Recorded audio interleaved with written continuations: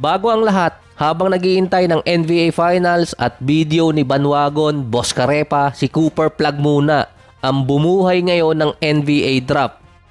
Last year parang walang may interest or pakialam sa mga prospect eh. Base kasi ngayon sa report, tumaas ulit ang sigla ng benta ng tickets ng Dallas for next season. Dahil nga sila ang makakakuha ng number 1 overall at si Cooper Plug.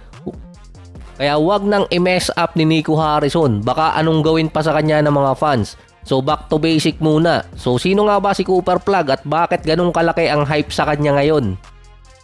Nagmula siya ng Newport, Maine. Ang parents din niya naglaro ng basketball. Si Ralph Plug sa junior college, ganun din ang nanay niya. Dalawa pa lang ang NBA players na galing ng Maine. Si Jeff Turner at si Kagawa Duncan Robinson. So magiging pangatlo si Cooper Plug na ngayon nasa 18 years old pa lang. Kapag nag-debut siya sa NBA, dahil nga ang birthday niya ay December 21, 2006, ito yung birthman na pang NBA draft talaga. Kasi bago ka mag-debut at matapos yung taon, andun ka pa rin sa draft age. Ito yung dalawang notable names na active pa rin sa NBA na pinanganak ng December. Si Giannis at si LeBron na hanggang ngayon nasa NBA pa rin. Kaya matatag talaga pag December. Sa retired naman, ang pinaka-notable si Larry Bird. Kaya mag-i-stay si Cooper Plug sa 18 years old sa loob ng halos 3 buwan kapag nagsimula yung regular season next year. Kasi nga, meron din dahilan dun. Meron ding kakambal si Cooper Plug, si Ace, na napaka-common na ata ngayon sa kada draft class na merong kambal na maglalaro or kaya mapipili. Mula grade school hanggang middle school, ang pinanonood nila ay yung 1986 finals bilang film session nilang dalawa sa pagitan nyo ng Houston at Boston. Kaya sinama ko rin si Larry Bird eh. Ito rin kasi yung rason kaya mataas yung basketball IQ di umano ng Twin Flag. Lumaki si Cooper Plug na pinapanood niya si Larry Bird. Celtics fans kasi yung Plug family. Nasa 200 miles ang pinakamalapit na NBA team sa kanila. Ito yung Boston. Mostly pinanonood ni Cooper Plug si Larry Bird lalo na yung mga pelikulang tungkol sa kanya pati na rin yung mga championship games niya nung 80s. Dahil halos parehas silang dalawa. Dahil galing silang dalawa sa probinsyang lugar sa US. Si Bird galing French Lick, Indiana. Si Cooper Plug naman galing Newport, Maine. Na-discover si Cooper Plug nung 3rd grade dahil para lang maka-attend siya ng practice ilang oras siyang bumibiyahe pa. Sumikat siya habang nasa 6th grade na dahil nakakalaban niya doon mas matatandang player na. Mula nga lang sa pagiging Larry Bird admirer, naging Tatum follower, tapos na. After ng freshman year niya sa Newport, Maine, lumipat siya ng Florida para sa Montverde Academy. So maraming NBA players ang galing dyan. Ang isa sa pinakamalupit si Ben Simmons. Sa sobrang lupit, wag mong susundan. Walang elite competition kasi sa Maine. Kaya nga siya pumunta sa isang state na maraming magagaling na team na makakalaban. Multiple awards din na nakuha niya sa high school at ilang beses na rin siyang na-invite sa mga workout ng mga NBA players. Lalo pang umingay noon ang pangalan ni Cooper Plug nung sumali siya sa Team USA. Nung 2023 draft, habang nasa high school pa lang din itong si Cooper Plug, kasama din siya sa mga nag-practice noon para sa draft class ni Wembanyama. Dapat member din siya ng 2026 NBA draft class. Pero anong nangyari, na reclassified itong si Cooper Plug na paaga ng 1 taon ang kanyang draft year.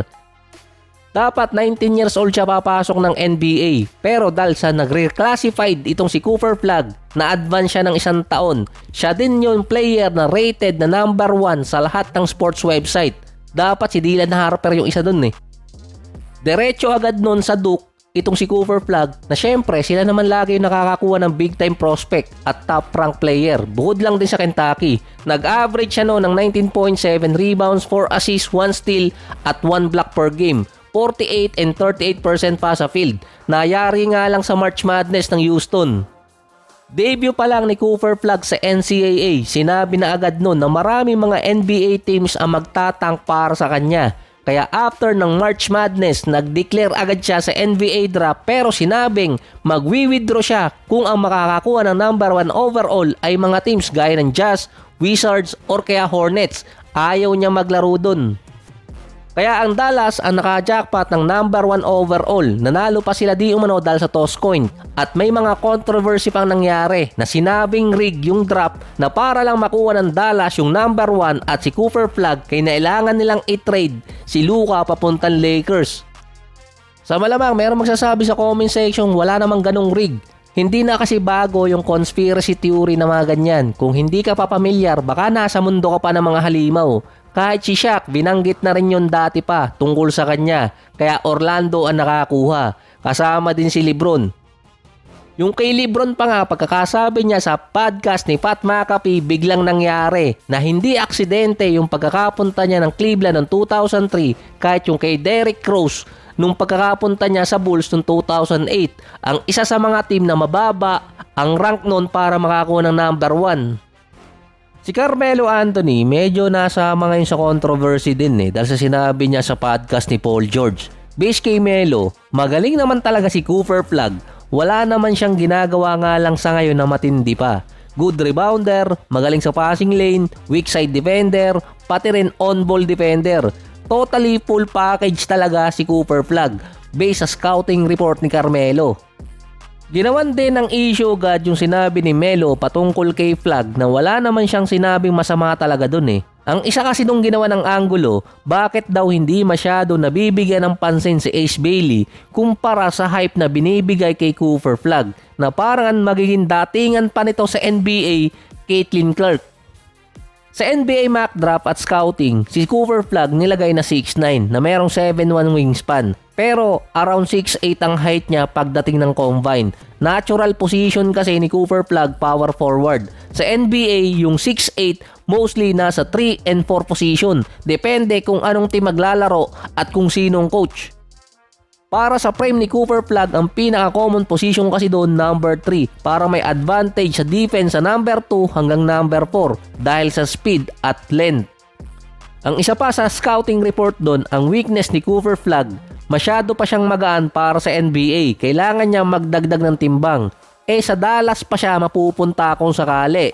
Kapag bumigat siya, baka i-trade din siya ni Nico Harrison. Ang katiri ng kamay nun sa trade. Base pa sa original Melo na si Carmelo Anthony, kapag nagsimula na maglaro si Cooper Flagg sa NBA, kailangan niya ng go-to move kapag nasa top situation siya.